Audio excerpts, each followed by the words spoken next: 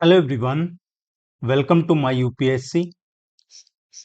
सभी सम्मानित शिक्षक, भावी प्रधानाचार्य, सभी को नमस्कार। अगर आप यूपीएससी प्रिंसिपल, वाइस प्रिंसिपल इसकी प्रिपरेशन कर रहे हैं तो ये आपके लिए यूजफुल है। अभी रिसेंटली वैकेंसी आई है, यूपीएससी ने स्पेशल रिक्रूटमेंट निकाला, ये एडवर्टाइजमेंट नंबर 51। इसमें हम पूरा जो सिलेबस है वो पूरा सिलेबस इसमें डिस्कस करेंगे, पूरा सिलेबस पढ़ेंगे।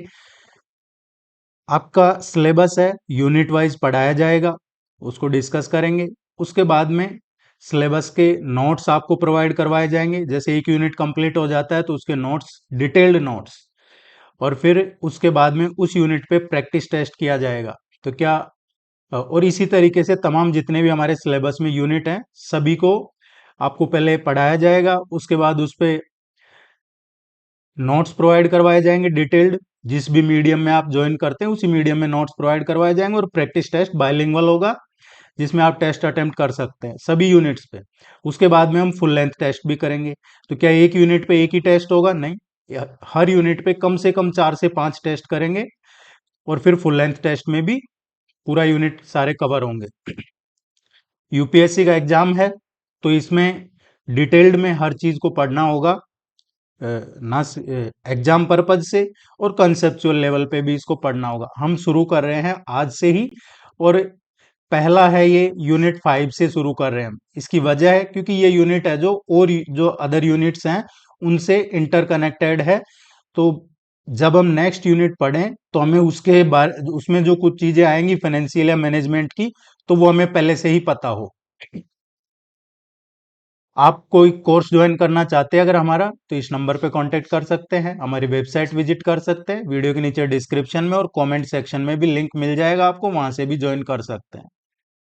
आज का जो यूनिट है, unit number 5, management and financial administration, इसको हमने 3 पार्ट में डिवाइड किया है। 3 पार्ट हैं इसके। फाइनेंशियल एडमिनिस्ट्रेशन पहला पार्ट, दूसरा इसका personal administration and service rules, और तीसरा पार्ट है school management and institutional administration. ये इसके 3 पार्ट में हमने इसको डिवाइड किया। अब इस, क्योंकि ये काफी ब्रॉड टॉपिक है जो प्रबंधन एवं वित्तीय प्रशासन है, अब ये जो 3 भाग हैं इनके भी हमने चैप्टर वाइज इनको अलग अलग डिवाइड किया ताकि हम अच्छे से कंप्लीट डिटेल में पढ़ सकें। जैसे पहला पार्ट है फाइनेंशियल एडमिनिस्ट्रेशन, इसके भी हमने टोटल जो 9 चैप्टर हैं इनमें डिवाइड किया है फाइनेंशियल एडमिनिस्ट्रेशन को। एक एक चैप्टर अभी पढ़ेंगे। आज हम जो डिस्कस करेंगे इसमें ये पहला चैप्टर डिस्कस करेंगे, जनरल फाइनेंशियल रूल्स, ये पार्ट फर्स्ट का। इसी तरीके से हमने पार्ट जो सेकंड है इसको भी हमने टोटल 7 यूनिट्स में डिवाइड किया है, personal management and service rules.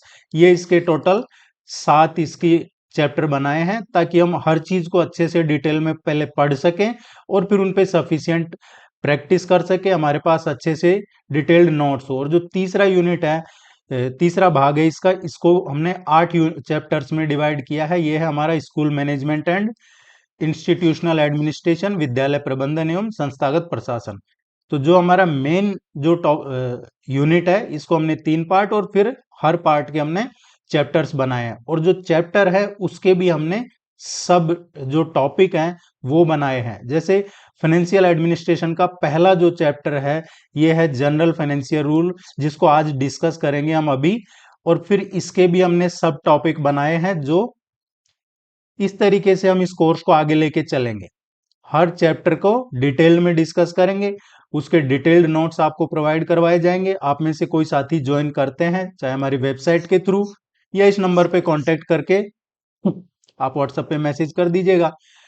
तो आपको फिर जिस दिन भी क्लास होगी उस दिन इवनिंग में 7 से 9 बजे के बीच में आपके ईमेल पे आपको ये कंटेंट प्रोवाइड करवा दिया जाएगा। वीडियोज के लिए एक प्राइवेट टेलीग्राम ग्रुप बनाया गया है, उसमें आपको ऐड कर लिया जाता है, जहाँ पे शुरू से जिस दिन तक आप ज्वाइन करते हैं वो क्लासेज आपको इसमें मिल जाती हैं।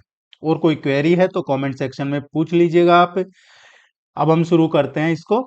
फाइनेंशियल एडमिनिस्ट्रेशन, क्या डेली क्लासेज होंगी? डेली क्लासेज नहीं होंगी, वीक में 4 से 5 दिन क्लासेज होंगी। और उसकी वजह है कि कई सालों से हम इसकी प्रिपरेशन करवा रहे हैं, टीचिंग एग्जाम्स, असिस्टेंट प्रोफेसर या फिर प्रिंसिपल, एचएम, इनकी। तो एक जो सबसे बेस्ट है कि हम 4-5 दिन उसको इसलिए करवाते हैं ताकि कम से कम 2 दिन हमारे पास रिवीजन कर सकें। कई साथी अच्छे से हमारा कोर्स फॉलो करते हैं और फिर सिलेक्शन नहीं होता, और कुछ साथी उसी तरीके से कोर्स को फॉलो करते हैं और उनका सिलेक्शन होता है।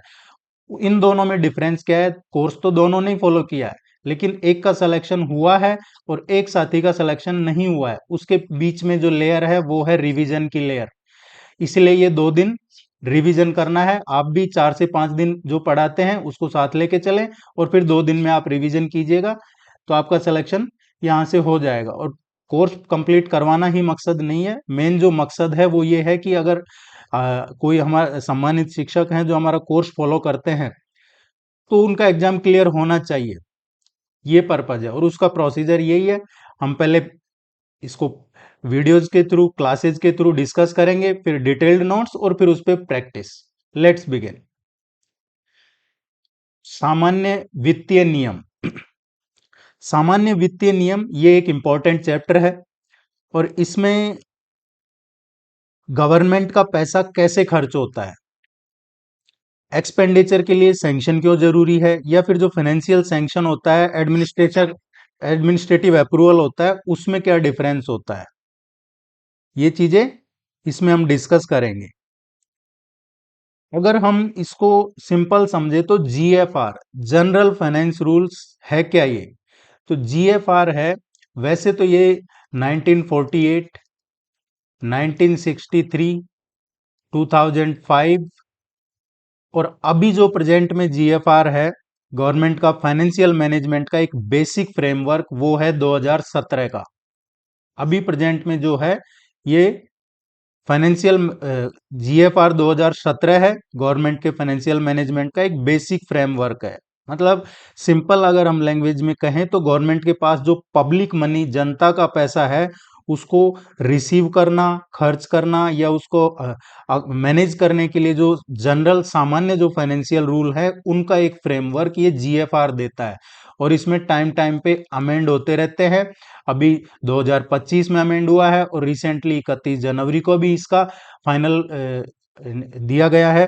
तो हमारे लिए इम्पोर्टेंट क्या है, क्योंकि इसमें टाइम टाइम पे इसमें अमेंड होता है, तो जो नए जो रूल्स है वो ज्यादा जरूरी है हमारे लिए, उनको हमें ध्यान में रखना होगा। जो अमेंडमेंट होते हैं इसमें, डिपार्टमेंटल जो चीजें बदलती है, उनको ध्यान में रखना होगा।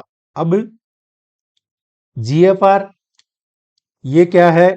गवर्नमेंट मनी का फाइनेंशियल मैनेजमेंट फ्रेमवर्क है। ये हमें इस तरीके से ध्यान रखना होगा। अगर हमसे एग्जाम में पूछा जाए तो दिमाग में क्या आना चाहिए हमारे पास? पब्लिक मनी, पब्लिक मनी, जनता का पैसा। उसके बाद में आना चाहिए फाइनेंशियल डिसिप्लिन, जो डिसिप्लिन है, प्लस इसमें एक्सपेंडिचर, और फिर मैनेजमेंट। तो सबसे पहले पब्लिक मनी, फिर फाइनेंशियल डिसिप्लिन, फिर इसका गवर्नमेंट का एक्सपेंडिचर, और फिर फाइनेंशियल मैनेजमेंट। ये हमारे ध्यान में आना चाहिए। जैसे ही हमें सामान्य वित्तीय नियम का क्वेश्चन मिले, तो सबसे पहले बेसिक पर्पज क्या है, ये हमारे ध्यान में आना चाहिए। Basic purpose public money, financial discipline, government expenditure और फाइनेंशियल मैनेजमेंट। और ये किसमें है? रूल नंबर फर्स्ट, ये पहला रूल है जीएफआर का बेसिक फ्रेमवर्क या एप्लीकेशन। ये पहला नियम है, पहला रूल है जीएफआर 2017। इसका पहला नियम क्या है? जीएफआर का बेसिक फ्रेमवर्क या बेसिक इसका एप्लीकेशन। नेक्स्ट हम इसमें देखें तो ये सब काफी इंपॉर्टेंट इसका पार्ट है कि इसके प्रॉपर्टी क्या है। इसकी प्रॉपर्टी, फाइनेंशियल प्रॉपर्टी, तो वित्तीय औचित्य के सिद्धांत। हम जनरली कोई भी काम करते हैं तो उसमें आता है कि इसका औचित्य क्या है। कोई भी चीज हम कर रहे होते हैं तो उसका औचित्य क्या है। और इसी में भी गवर्नमेंट का जो पैसा है खर्च करते समय, high standards of financial property economy, financial discipline, ये मेंटेन करना होता है हमको। इसमें ये चीजें हमें मेंटेन करनी होती है। वित्तीय औचित्य का जो सिद्धांत है, अगर हम उसको देखेंगे तो सबसे पहले आता है नीड, इसके बाद में आता है इकोनॉमी, फिर इसमें आता है जो एक विवेकपूर्ण बुद्धिमान तरीके से इसको खर्च करे, अपना जैसा पैसा खर्च करते हैं उसी तरीके से इसको वैसा ही समझ के खर्च करे, prudence, then public interest, public interest, ये इसका बेसिक सिद्धांत है वित्तीय औचित्य का, कि गवर्नमेंट मनी का इसमें जो दो तीन चीजें हमें ध्यान रखनी है जैसे, और ये वित्तीय औचित्य किस में आता है, ये आता है रूल नंबर 21। रूल 21 ये है वित्तीय औचित्य।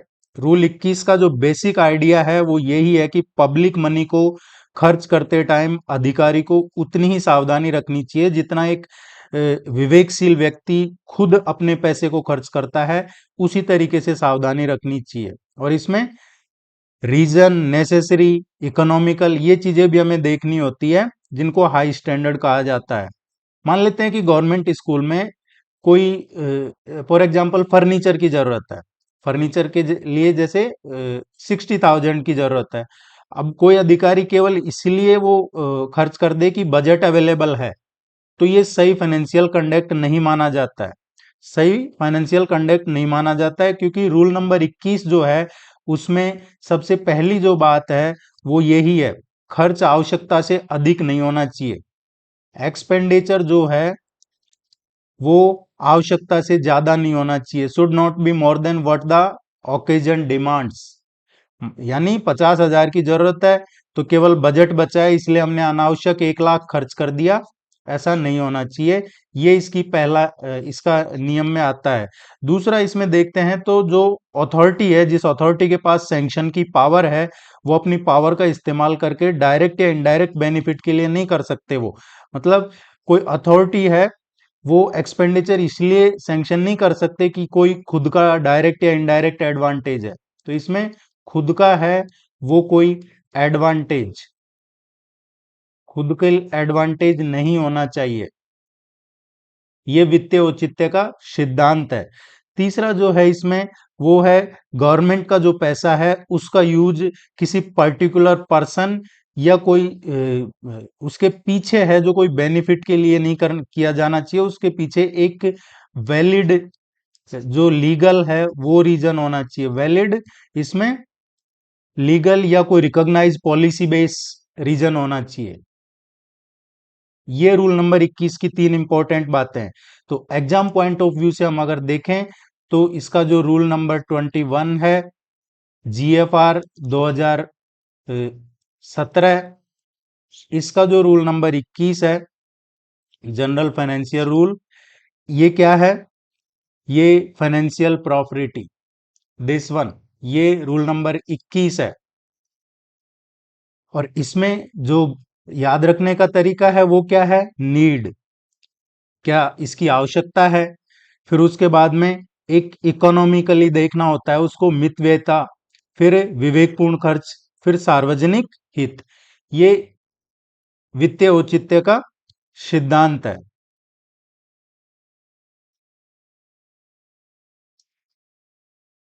नेक्स्ट जो आता है इसमें वो आता है गवर्नमेंट एक्सपेंडिचर। गवर्नमेंट एक्सपेंडिचर है तो ये अगला कॉन्सेप्ट है इसका, जनरल फाइनेंशियल रूल। इसमें गवर्नमेंट एक्सपेंडिचर यानी कि सरकारी व्यय, ये आता है किसमें, रूल नंबर 22। रूल 22, इसका बेसिक प्रिंसिपल ये बहुत सिंपल है कि कोई भी अथॉरिटी पब्लिक फंड से, कोई भी अथॉरिटी जो पब्लिक फंड है उससे एक्सपेंडिचर या एक्सपेंडिचर वाली जो लाइबिलिटी है तभी कर सकती है जब उसके लिए कॉम्पिटेंट अथॉरिटी की सैंक्शन हो। तो इसमें क्या है, रूल नंबर 22 क्या कहता है, जीएफआर का रूल नंबर 22 है, पहले हमको क्या करना है, सैंक्शन, पहले सैंक्शन और उसके बाद में उसको एक्सपेंडिचर, पहले सैंक्शन फिर एक्सपेंडिचर, इसको उल्टा नहीं कर सकते हम कि पहले एक्सपेंडिचर फिर सैंक्शन। कोई स्कूल में अगर जैसे 1 लाख का एक्सपेंडिचर करना है तो ये कह देना कि बजट में 1 लाख अवेलेबल है, ये पर्याप्त नहीं है। जहां रिक्वायर्ड है वहां पे कॉम्पिटेंट अथॉरिटी की सैंक्शन मतलब की स्वीकृति जरूरी होगी। और इसको याद रखने के लिए हम क्या कर सकते हैं, एक तो ध्यान रखना होगा सरकारी व्यय, ये किस में है, रूल नंबर 22। रूल नंबर 22 क्या कहता है, expenditure from public fund. Rule number 22 है expenditure from public funds,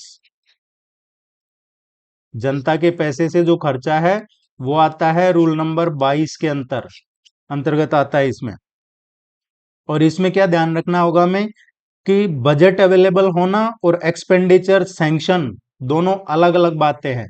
budget का जो अवेलेबिलिटी है ये एक अलग चीज है और दूसरा है ये दोनों अलग अलग है। बजट अवेलेबल है लेकिन एक्सपेंडिचर का सैंक्शन सैंक्शन जरूरी है इसमें। तो इसका सिंपल फॉर्मूला क्या बन जाता है, कॉम्पिटेंट अथॉरिटी से सैंक्शन और फिर गवर्नमेंट का एक्सपेंडिचर, यानी पहले सैंक्शन फिर एक्सपेंडिचर, ये कहता है रूल नंबर 22। हमें कंफ्यूज नहीं होना है। रूल नंबर जो 21 था अभी हमने डिस्कस किया, रूल नंबर 21 क्या था, वो फाइनेंशियल प्रॉफिटी जो वित्तीय औचित्य है उससे रिलेटेड था। जबकि जो रूल नंबर 22 है इसका जनरल फाइनेंस रूल का, वो किससे रिलेटेड है, गवर्नमेंट एक्सपेंडिचर।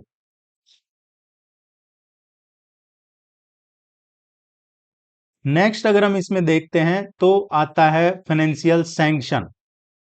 सैंक्शन ये इंपॉर्टेंट पार्ट है, इसको थोड़ा ध्यान से समझते हैं तो यहां से कंसेप्चुअल क्वेश्चन बन सकते हैं सैंक्शन वाले इस पार्ट से।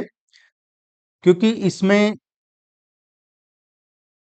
जो रूल है इसमें एक आता है सैंक्शन में रूल नंबर 25, एक आता है इसमें सैंक्शन से जुड़ा हुआ है रूल नंबर 27, और एक है इसमें रूल नंबर 29।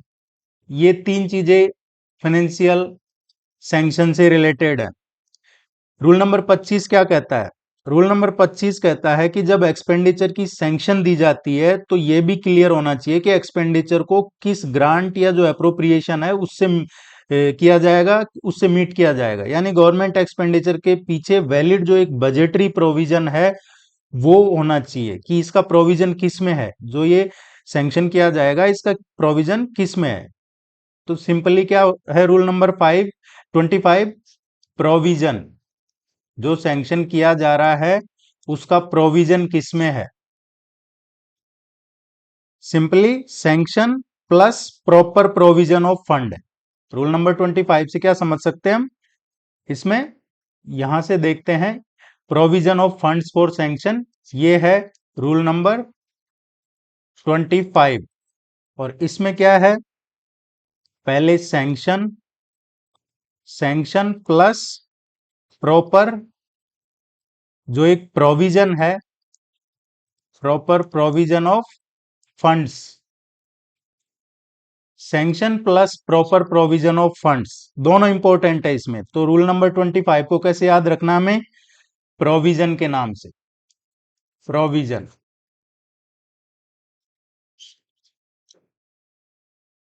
इसमें अगर दूसरा हम देखते हैं इसमें तो ये आता है इसमें date of effect of sanction. Date of effect of sanction होता है कि कब से इफेक्ट मानी जाएगी, ये कब से इफेक्ट मानी जाएगी। इसमें जैसे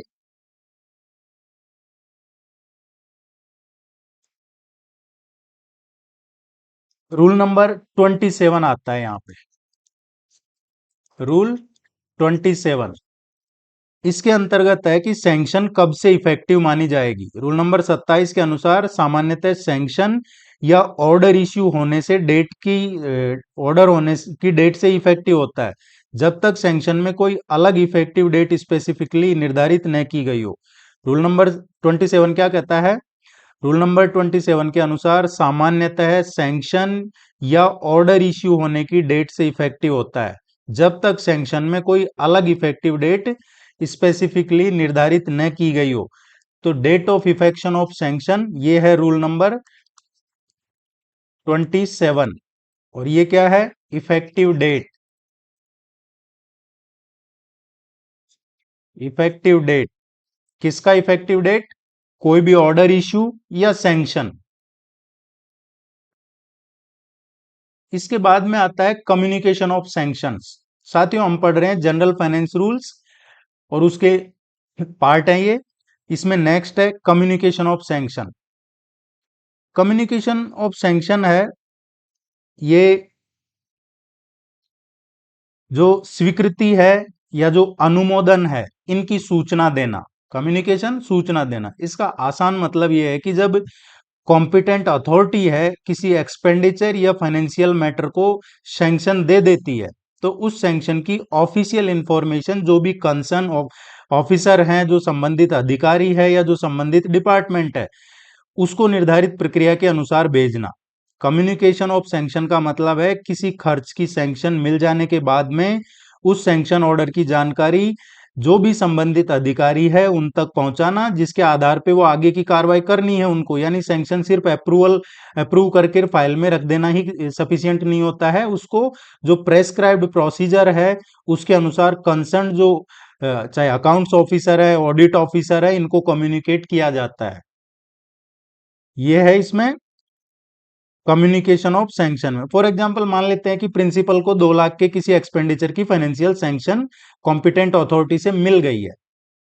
अब उस सैंक्शन को ऑफिशियल इंफॉर्मेशन, उस सैंक्शन की जो ऑफिशियल इंफॉर्मेशन है वो संबंधित जो अकाउंट्स या ऑडिट अथॉरिटी है उसको भेजी जाएगी, ताकि आगे पेमेंट, अकाउंटिंग, ऑडिटिंग की प्रक्रिया सही तरीके से हो सके। तो यहां पे आता है communication of sanction, rule number 29। साथियों, हम पढ़ रहे हैं सैंक्शन के पार्ट, और सैंक्शन में 3 पार्ट है। रूल नंबर 25, 25, 27 और 29। ये है नियम 29, रूल नंबर 29। और ये क्या है? कम्युनिकेशन ऑफ सैंक्शंस है, रूल नंबर 29। अर्थात फाइनेंशियल सैंक्शन की ऑफिशियल कम्युनिकेशन, सूचना संबंधित अथॉरिटी को देना, ये आता है इसके अंदर। तो हमें क्या ध्यान रखना होगा? Communication of sanction. हमने सैंक्शन में पढ़ा रूल नंबर 25, ये क्या है? प्रोविजन। रूल नंबर 27, ये क्या था? इफेक्टिव डेट, जो with effect from effective date. और रूल नंबर 29, ये क्या है? Communication of sanction. 25, 27 और 29। 25 कहता है कि पैसा किस प्रोविजन से आएगा। रूल नंबर 27 क्या कहता है? सैंक्शन कब इफेक्टिव होगी।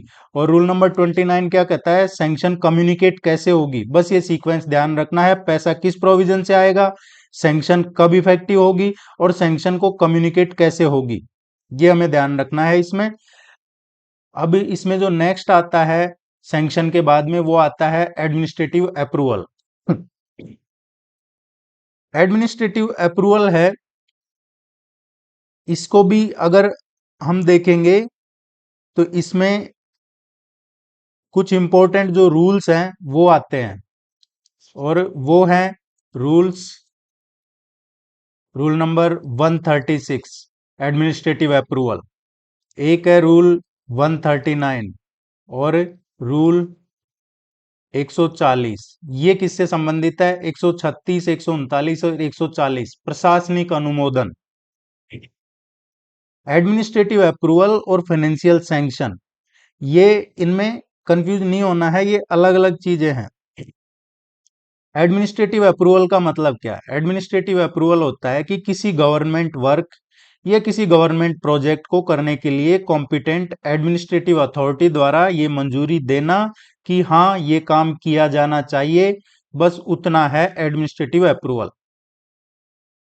एडमिनिस्ट्रेटिव अप्रूवल जब सरकार के किसी भी विभाग में, किसी डिपार्टमेंट में कोई नया काम करना है, जैसे फॉर एग्जांपल स्कूल का लें, तो स्कूल में कोई नया कमरा बनाना है, भवन की रिपेयरिंग मरम्मत का काम करना है या कोई बड़ा डेवलपमेंट का वर्क करना है, तो सबसे पहले उसके लिए कॉम्पिटेंट अथॉरिटी ये अप्रूव करती है कि वास्तव में इस काम को करना चाहिए या नहीं करना चाहिए।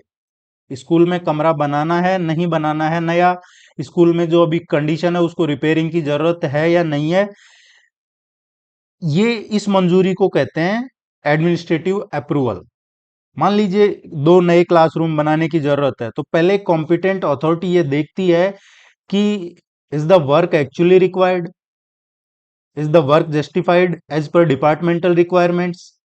और यदि अथॉरिटी कहती है कि हाँ ये काम किया जाना चाहिए, तो ये एडमिनिस्ट्रेटिव अप्रूवल है। और हमें क्या ध्यान रखना होगा, administrative approval is not equals to financial sanction. Administrative approval का मतलब फाइनेंशियल सैंक्शन नहीं है। एडमिनिस्ट्रेटिव अप्रूवल काम को करना है या नहीं, फाइनेंशियल सैंक्शन या फाइनेंशियल जो एक्सपेंडिचर सैंक्शन है, फाइनेंशियल या एक्सपेंडिचर सैंक्शन, इस काम पे खर्च करने की कितनी या किस सीमा तक अनुमति है। फाइनेंशियल सैंक्शन क्या होता है कि ये जो काम कर रहे हैं इस पे किस लिमिट तक इसको इसमें खर्च कर सकते हैं। तो एडमिनिस्ट्रेटिव अप्रूवल काम की मंजूरी, फाइनेंशियल सैंक्शन खर्च की मंजूरी, खर्च की मंजूरी, और ये काम की मंजूरी, ये दोनों हमें समझने होंगे। और इसमें ही ये तीन रूल हैं जो इससे संबंधित है। Rule number 136। 136 क्या कहता है, एडमिनिस्ट्रेटिव अप्रूवल में जो रूल नंबर 136 है, ये क्या है, काम शुरू करने या उससे जो लाइबिलिटी है इनकर करने से पहले अप्रोप्राइट अथॉरिटी से एडमिनिस्ट्रेटिव अप्रूवल और कॉम्पिटेंट अथॉरिटी से सैंक्शन, जो एक्सपेंडिचर होगा उसकी सैंक्शन की आवश्यकता होती है। साथ ही एप्लीकेबल जो एस्टीमेट है, फंड है, टेंडर है, या जो भी प्रेस्क्राइब्ड रिक्वायरमेंट है उसका पालन करना होता है। ये है, तो इसमें क्या आता है, वर्क काम प्लस एडमिनिस्ट्रेटिव अप्रूवल और फिर एक्सपेंडिचर का सैंक्शन। इसमें क्या क्या प्रेस्क्राइब्ड रिक्वायरमेंट है वो 136 में दी हुई है। रूल 139 है इसके बाद में, एडमिनिस्ट्रेटिव अप्रूवल से जुड़ा हुआ रूल नंबर 139। ये इसमें क्या लिखा है, ये क्या कहता है, रूल 139 ये डिपार्टमेंटल अरेंजमेंट से जो काम का एग्जीक्यूशन होगा उसके क्या प्रोसीजर होगा, और काम शुरू करने से पहले जो रिक्वायर्ड एडमिनिस्ट्रेटिव अप्रूवल और जो एक्सपेंडिचर सैंक्शन है उसकी जरूरत पे जोर देता है ये। तो रूल नंबर 139 क्या है, departmental execution of work, departmental execution of works, ये है रूल नंबर 139। नियम 140 क्या कहता है, ये जो काम है उसको पब्लिक वर्क्स ऑर्गेनाइजेशन इनके माध्यम से एग्जीक्यूट करवाने से संबंधित प्रोविजन आते हैं इसमें 140 में, जहां एडमिनिस्ट्रेटिव अप्रूवल, एक्सपेंडिचर सैंक्शन और फंड अलॉटमेंट महत्वपूर्ण होते हैं। तो इसमें रूल 140 क्या कहता है कि जो work entrusted to public works organisation, जो 140 में काम को पब्लिक वर्क्स ऑर्गेनाइजेशन इन आदि के माध्यम से जो एग्जीक्यूट करना है उससे संबंधित प्रोविजन है इसमें।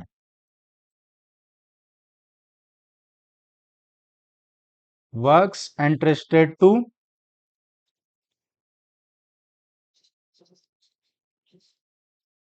पब्लिक वर्क्स ऑर्गेनाइजेशन, ये है रूल 140। और साथियों एक बार आप वीडियो देख लीजिए, उसके बाद जब हम आपको डिटेल्ड नोट्स सेंड करेंगे तो उनको पढ़िएगा। फिर हम जब प्रैक्टिस टेस्ट करेंगे तब ये चीजें अच्छे से क्लियर हो जाएंगी। फुल लेंथ टेस्ट करेंगे, इसी यूनिट पे प्रैक्टिस टेस्ट करेंगे और फुल लेंथ टेस्ट करेंगे, तो ये चैप्टर फिर से हमारे सामने आएगा। और फिर एक आखिरी बार आपके एग्जाम से पहले रिवीजन हम खुद भी करवाते हैं। ऐसा नहीं है कि हमने कह दिया कि रिवीजन बहुत जरूरी है, हम खुद भी रिवीजन करवाते हैं जिसमें इंपॉर्टेंट टॉपिक्स और मॉडल प्रैक्टिस पेपर और किसी यूनिट में इश्यू आ रहा है तो उसको हम फिर से उसका रिवीजन करवा देते हैं, तो रिवीजन टेस्ट भी करवाए जाते हैं। और उसके लिए वेबसाइट विजिट कर सकते हैं कोर्स ज्वाइन करने के लिए, या इस नंबर पे कांटेक्ट कर सकते हैं। यहाँ से आपका पूरा सिलेबस कंप्लीट करवाया जाएगा, उसके नोट्स प्रोवाइड करवाए जाएंगे, ऑनलाइन प्रैक्टिस टेस्ट का डिटेल सॉल्यूशन पीडीएफ, आपके सिलेबस के यूनिट वाइज नोट्स और वीडियोस क्लासेस ये इसमें प्रोवाइड करवाए जाएंगे। नेक्स्ट जो पार्ट है ये है delegation of financial powers. Delegation of financial powers को अगर हम देखेंगे तो इसका आसान मतलब क्या है। डेलीगेशन ऑफ फाइनेंशियल पावर्स का मतलब है कि सरकार के द्वारा कोई भी किसी उच्च अधिकारी की जो वित्तीय शक्तियां हैं उनमें से कुछ शक्तियां निर्धारित सीमा और निर्धारित शर्तों के साथ किसी भी जो सबॉर्डिनेट है अधीनस्थ अधिकारी को सौंप देना। यानी हर छोटे बड़े खर्च की मंजूरी के लिए हमेशा बड़े अधिकारी के पास जाने की जरूरत नहीं पड़े, इसके लिए कुछ फाइनेंशियल पावर्स नीचे के जो अधिकारी हैं, जो सबॉर्डिनेट्स हैं, उनको भी डेलीगेट की जाती है, उनको भी डेलीगेट की जाती है पावर्स। यदि किसी मान लेते हैं जैसे किसी विभाग में हर छोटे खर्च की अप्रूवल है वो फाइनेंस मिनिस्ट्री या किसी बहुत बड़े सीनियर अथॉरिटी से लेनी पड़े तो काम बहुत स्लो हो जाएगा।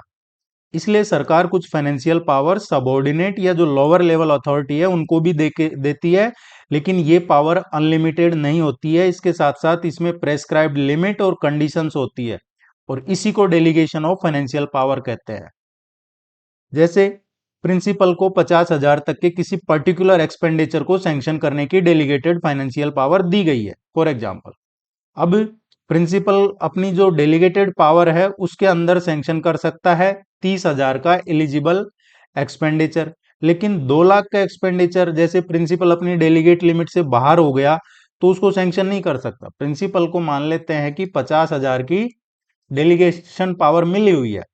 अब उन्होंने क्या किया कि 30,000 का कोई भी एलिजिबल एक्सपेंडिचर है उसको सैंक्शन कर दिया, लेकिन मान लीजिए कहीं पे 2 लाख का है, 2 लाख का एक्सपेंडिचर है, तो प्रिंसिपल अपनी डेलीगेटेड लिमिट से बाहर होने के कारण स्वयं सैंक्शन नहीं कर सकते, उनको कॉम्पिटेंट अथॉरिटी की अप्रूवल लेनी होगी।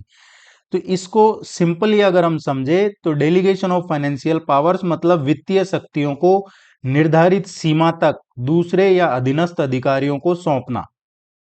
और एक चीज ध्यान रखना है, डेलीगेशन का मतलब पावर हमेशा के लिए ट्रांसफर करना नहीं होता है। पावर का इस्तेमाल प्रेस्क्राइब्ड लिमिट, रूल्स और कंडीशंस के अकॉर्डिंग होता है।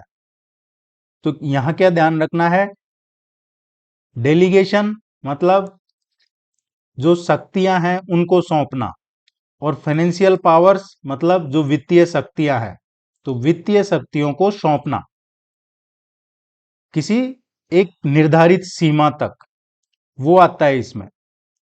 और ये सब किसमें है, delegation of financial powers rule number 23, rule number 23 में है कि किस अधिकारी को कितनी फाइनेंशियल पावर दी गई है, और एक्चुअल जो मॉनेटरी लिमिट्स है उसके लिए जो संबंधित delegation of financial power rules है वो भी देखना होता है।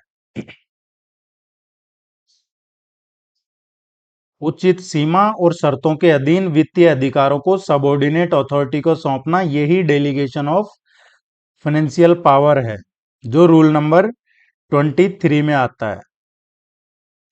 और इसको याद रखने के लिए delegation of power, prescribed limit और कॉम्पिटेंट अथॉरिटी। नेक्स्ट आता है इसमें कॉन्टिजेंट एक्सपेंडिचर। कॉन्टिजेंट एक्सपेंडिचर है आकस्मिक व्यय। जीएफआर में जो जनरल फाइनेंशियल रूल हैं इनमें कॉन्टिजेंट और मिसलेनियस एक्सपेंडिचर से संबंधित जो प्रोविजन है जीएफआर में दिए हुए हैं, ये जनरल फाइनेंस रूल 2017 चैप्टर 12 में। और यहाँ दो रूल बहुत इंपॉर्टेंट हो जाते हैं कॉन्टिजेंट एक्सपेंडिचर के लिए। एक रूल है इसमें रूल नंबर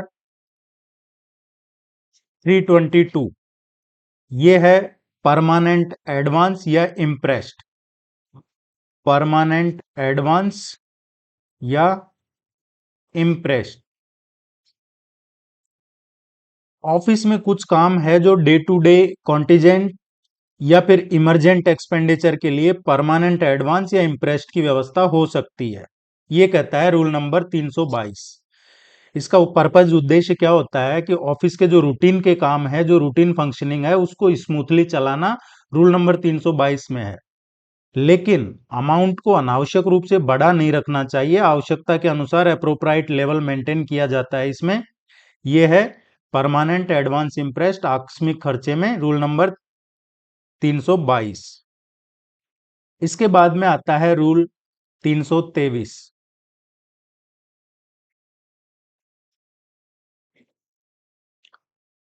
रूल 323 क्या कहता है? ये नियम कहता है कि यदि कॉन्टिजेंट और मिसलेनियस पर्पज के लिए गवर्नमेंट सर्वेंट को एडवांस देने से संबंधित कंडीशन है, वो इसमें बताई गई है।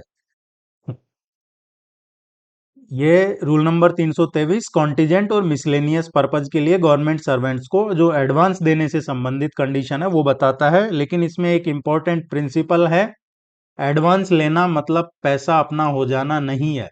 एडवांस ले लिया अब वापस नहीं मिलेगा, ऐसा नहीं है। एडवांस का पर्पज पूरा होने के बाद उसका प्रॉपर एडजस्टमेंट भी जरूरी होता है। यही है रूल नंबर 323 कॉन्टिजेंट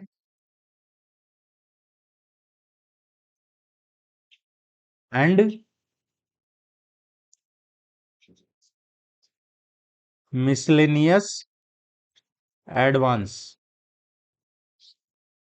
ये है रूल नंबर 323। इसमें एक चीज और आता है, फिर एडवांस एंड एडजस्टमेंट आता है। तो एडवांस और एडजस्टमेंट में क्या है? इसमें अगर हम देखेंगे एडवांस और एडजस्टमेंट को, तो यहाँ पे ध्यान रखने वाली जो इंपॉर्टेंट चीज है, एडवांस मतलब खर्च करने से पहले गवर्नमेंट द्वारा दिया गया पैसा, वो होता है एडवांस। और एडजस्टमेंट क्या होता है? उस एडवांस से वास्तव में कितना खर्चा हुआ है उसका हिसाब देना और बची हुई राशि को वापस जमा करवा देना, वो एडजस्टमेंट होता है। मतलब पहले पैसा मिला, फिर उसको खर्च किया, खर्च का हिसाब दिया और बचा पैसा वापस कर दिया, ये है advance and adjustment. Advancement, advances और एडजस्टमेंट को एक सिंपल अगर हम एग्जांपल से समझें, तो मान लेते हैं किसी गवर्नमेंट ऑफिस के कर्मचारी को ऑफिशियल काम के लिए 10,000 की जरूरत है। 10,000 की जरूरत है। अब नियमों के अकॉर्डिंग है, जो पहले पैसा देना आवश्यक है उसको 10,000 एडवांस दे दिया गया है। अब काम पूरा होने के बाद वास्तव में खर्चा कितना हुआ, मान लेते हैं वास्तव में इतना खर्चा हुआ है, तो 8,500 वास्तव में खर्च हुए, तो 8,500 का एडजस्टमेंट बिल और सपोर्टिंग डॉक्यूमेंट देगा। और फिर बचे हुए जो 1,500 हैं ये गवर्नमेंट को वापस कर देगा। यही एडवांस और एडजस्टमेंट है। तो इसमें प्रोसेस क्या ध्यान रखना है हमें, इसका प्रोसेस क्या रहता है? एडवांस, एक्सपेंडिचर, इसके बाद में बिल, एडजस्टमेंट, और फिर बैलेंस की, इसमें बैलेंस की रिकवरी, बैलेंस की रिकवरी, अग्रिम, फिर खर्च, बिल या उसका हिसाब, फिर समायोजन और बची राशि की वापसी। गवर्नमेंट का एडवांस कोई फाइनल पेमेंट नहीं होता है। एडवांस लेने वाले व्यक्ति को यह बताना होता है कि पैसा कहाँ और कितना खर्च हुआ है, और यदि कोई राशि बची है तो गवर्नमेंट को वापस करना है। इसलिए इसको टाइमली एडजस्टमेंट रिकवरी बहुत इंपॉर्टेंट आ जाता है इसमें। और यही इसमें रूल नंबर जो 323 था, उसमें हेड ऑफ ऑफिस को एडवांस की टाइमली रिकवरी और एडजस्टमेंट सुनिश्चित करने की रेस्पॉन्सिबिलिटी दी हुई है। जो हमने ऊपर देखा रूल नंबर 323, इसमें जो हेड ऑफ ऑफिस है प्रिंसिपल, उनको एडवांस की टाइमली रिकवरी और एडजस्टमेंट सुनिश्चित करने की रेस्पॉन्सिबिलिटी उन्हीं की होती है। पहले पैसा बाद में हिसाब, अगर इसको याद रखना है एडवांस एंड एडजस्टमेंट को, तो पहले पैसा बाद में पूरा हिसाब। एडवांस का मतलब खर्च से पहले मिला गवर्नमेंट का पैसा, और एडजस्टमेंट का मतलब है उस पैसे के एक्चुअल एक्सपेंडिचर का पूरा हिसाब देना और बची हुई राशि गवर्नमेंट को वापस कर देना। इसलिए एडवांस लेना आसान नहीं है, उसका टाइमली एडजस्टमेंट करना भी उतना ही जरूरी है। नेक्स्ट है इसमें सरकारी धन संपत्ति की हानि।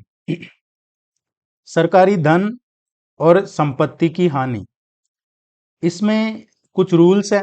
सरकारी धन संपत्ति की हानि, इसमें कुछ रूल्स है। और इसको समझते हैं पहले, ये है क्या।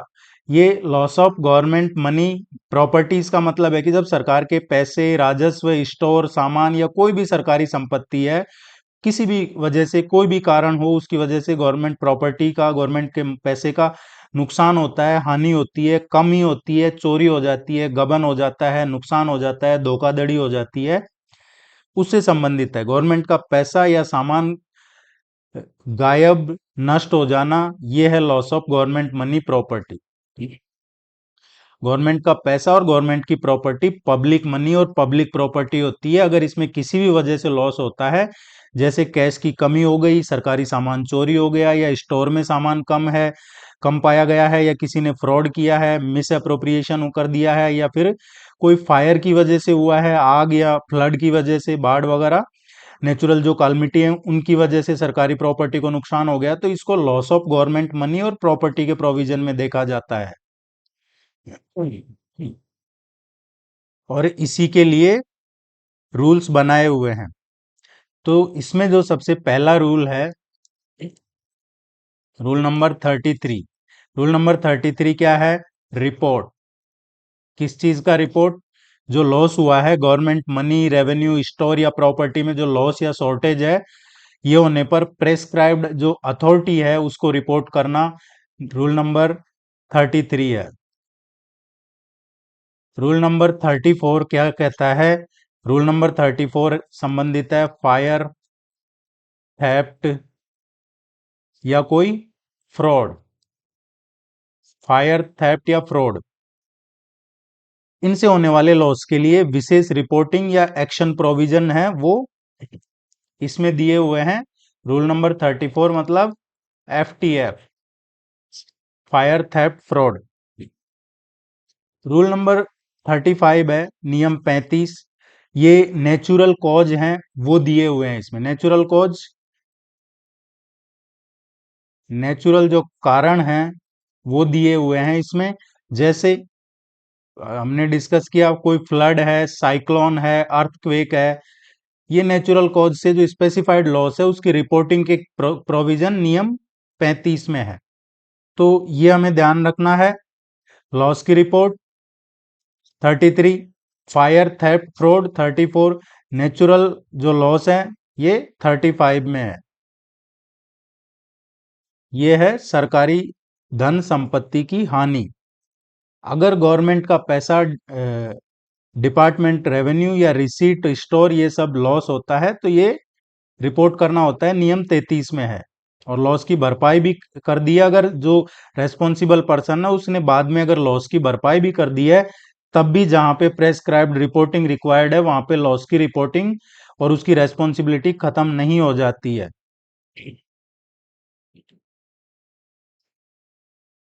नेक्स्ट देखते हैं, तो इसमें नेक्स्ट जो आता है ये राइट ऑफ। राइट ऑफ क्या है? अपलेखन।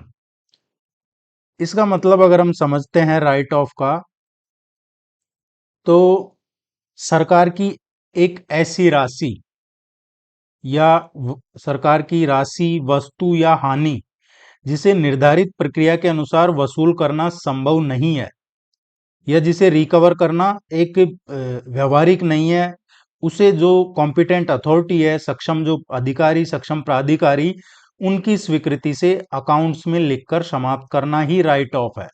अकाउंट्स में लिख दिया और वो समाप्त कर दिया कि ये व्यवहारिक नहीं है कि इसकी रिकवरी हो सके। सिंपली अगर हम समझे राइट ऑफ को, तो जो सरकारी पैसा या सरकारी संपत्ति काफी निर्धारित प्रयास किए हैं सरकार ने और उसके बाद में भी रिकवर नहीं हो सकती, तो उसे नियमों के अकॉर्डिंग कॉम्पिटेंट अथॉरिटी की अप्रूवल से अकाउंट्स में बंद कर दिया जाता है, मतलब राइट ऑफ। मान लेते हैं किसी सरकारी कार्यालय में 10,000 की सामग्री है और वो खो गई है। अब बात जांच के बाद निर्धारित हुआ कि राशि की रिकवरी संभव नहीं है, तो जो सक्षम अधिकारी है उनके पास राइट ऑफ की पावर है और सभी आवश्यक फॉर्मेलिटीज पूरी हो गई है, तो उस लॉस को राइट ऑफ किया जा सकता है। राइट ऑफ का मतलब ये नहीं है कि अधिकारी अपनी इच्छा से सरकारी नुकसान को माफ कर सकते हैं। इसके लिए लॉस इन्वेस्टिगेशन, इन्वेस्टिगेशन के बाद में जो रेस्पॉन्सिबिलिटी है और फिर जो रिकवरी है, इसके बाद में आता है कॉम्पिटेंट अथॉरिटी, फिर अप्रूवल और फिर राइट ऑफ। ये इसका प्रोसेस है। क्या प्रोसेस है? लॉस का रिपोर्ट किया, इस पे इन्वेस्टिगेशन किया, इस पे रेस्पॉन्सिबिलिटी तय की गई है, जिम्मेदारी, फिर रिकवरी की कोशिश हुई, रिकवरी का प्रयास हुआ, नहीं हो पाया तो कॉम्पिटेंट अथॉरिटी की अप्रूवल लेके, कॉम्पिटेंट अथॉरिटी उसने अप्रूवल मिली और इसको फिर राइट ऑफ कर दिया गया। इररिकवरेबल गवर्नमेंट लॉस, इसको नियमों के अनुसार अकाउंट से समाप्त करना, मतलब रिकवरी नहीं हो पाया, कॉम्पिटेंट अथॉरिटी की मंजूरी मिली और ये राइट ऑफ कर दिया गया। राइट ऑफ को कैसे याद रखना है?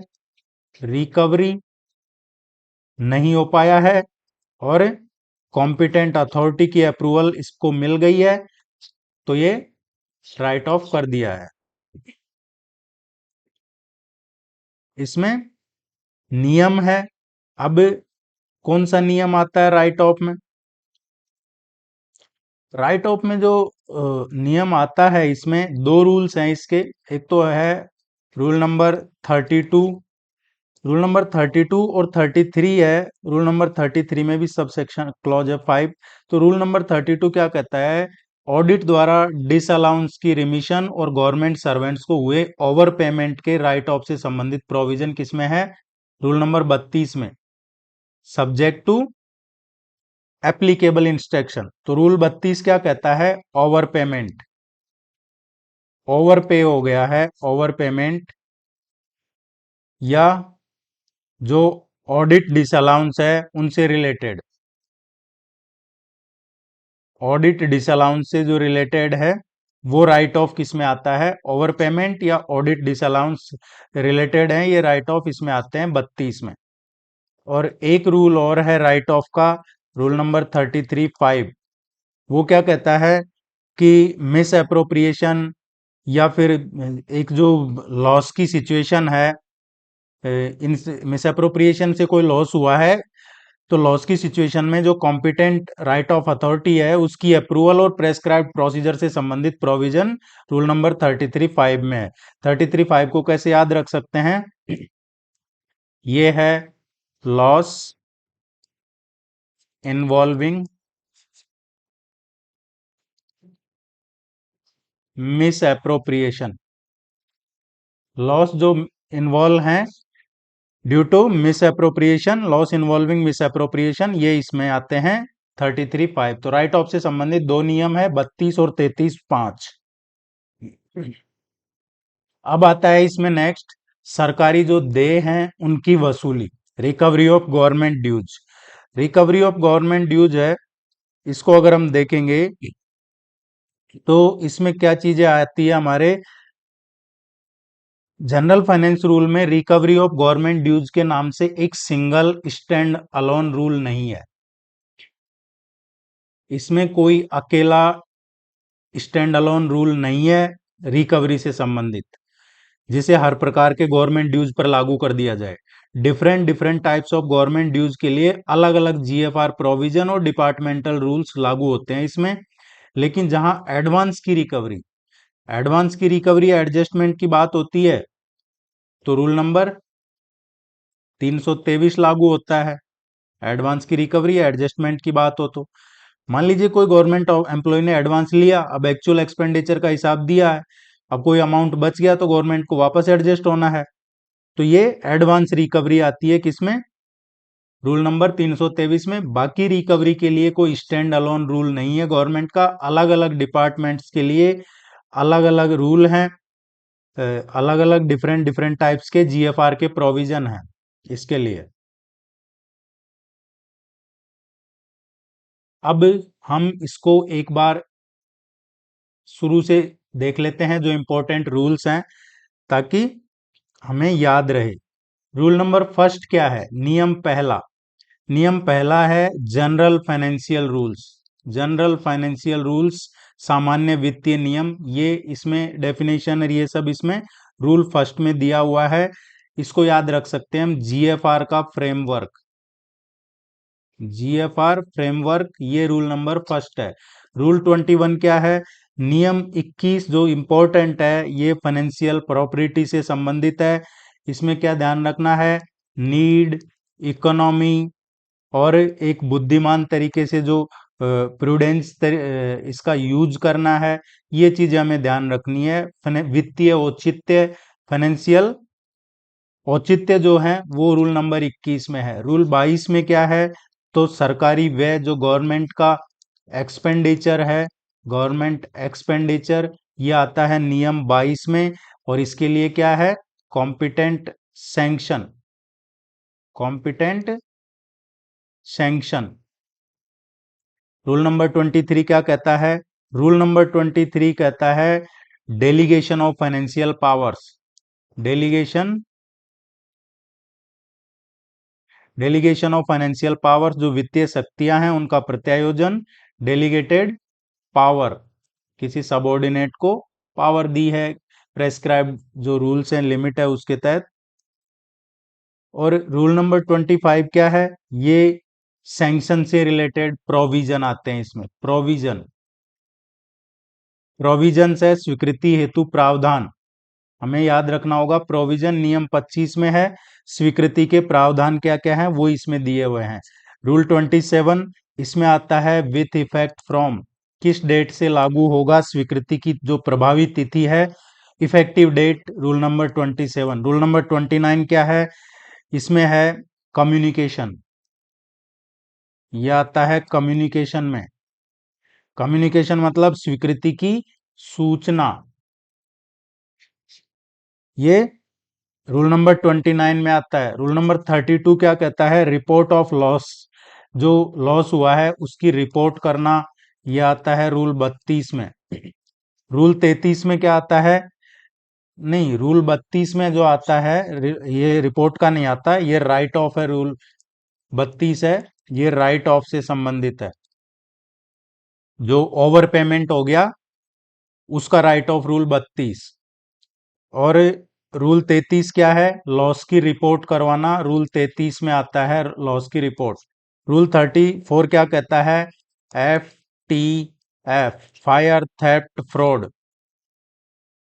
रूल 35 क्या कहता है? नेचुरल, कोई प्राकृतिक कारणों से लॉस हुआ है, फ्लड, साइक्लोन, अर्थक्वेक। रूल 136 क्या है? कार्य, मतलब administrative approval plus expenditure sanction है, वो रूल 136 में आता है। रूल नंबर 139 है, ये विभाग के कार्य निष्पादन से संबंधित है, जो एग्जीक्यूशन है उससे रिलेटेड है। एग्जीक्यूशन उससे रिलेटेड है, काम का एग्जीक्यूशन। रूल नंबर 140 किससे संबंधित है? तो जो पीडब्ल्यू आदि के माध्यम से काम है, पीडब्ल्यू क्या है? वर्क्स प्लस फंड, जो पब्लिक वर्क्स ऑर्गेनाइजेशन है उससे संबंधित है। 322 है, ये परमानेंट एडवांस या इम्प्रेस्ड से संबंधित है। 323 है, ये कॉन्टीजेंट, आकस्मिक जो है उससे संबंधित है। एडवांस प्लस एडजस्टमेंट जो अभी हमने पढ़ा था वो है ये। तो साथियों, ये था आज का डिस्कशन, और हमने आज डिस्कस किया है ये यूनिट 5, और इसमें जो पहला पार्ट है इसका पहला चैप्टर जनरल फाइनेंस रूल्स हमने डिस्कस किए हैं। नेक्स्ट जो डिस्कस करेंगे गवर्नमेंट प्रोसीजर, जो गवर्नमेंट का जो प्रोक्यूरमेंट है, ये डिस्कस करेंगे हम अगला। आप में से कोई साथी सम्मानित शिक्षक ज्वाइन करना चाहते हैं कोर्स, तो इस पे कांटेक्ट कर सकते हैं, मैसेज छोड़ सकते हैं, या वेबसाइट विजिट कर लीजिएगा। थैंक यू वेरी मच, नमस्कार।